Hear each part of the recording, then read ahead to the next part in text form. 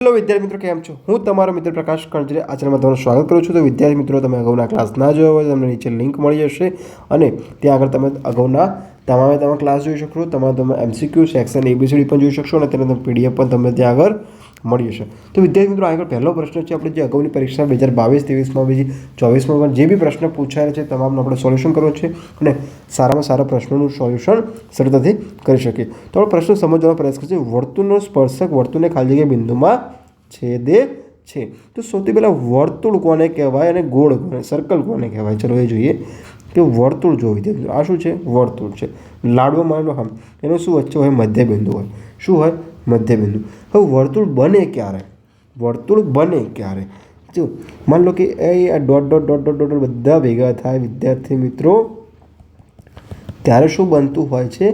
વર્તુળ બને છે. આ શું હોય છે? એનું મધ્યબિંદુ હોય છે. શું હોય છે? મધ્યબિંદુ હોય છે. જ્યારે હવે માન લો શું કીધું છે કે વર્તુળનો સ્પર્શક, માન લો કે આ મેં સ્પર્શક દોર્યો વિદ્યાર્થી મિત્રો, તો જે એક જ બિંદુ આગળ સ્પર્શ કરશે.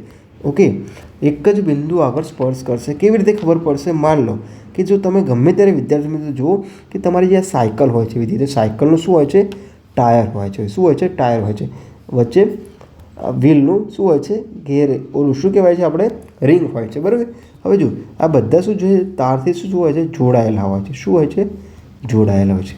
અને વિદ્યાર્થી મિત્રો, આ જે રોડ હોય છે શું હોય છે? આ શું હોય છે વિદ્યાર્થી મિત્રો? રોડ હોય છે. તો આ એક જ બિંદુ આગળ સ્પર્શ થાય છે. શું છે? એક જ બિંદુ આગળ સ્પર્શ થાય છે.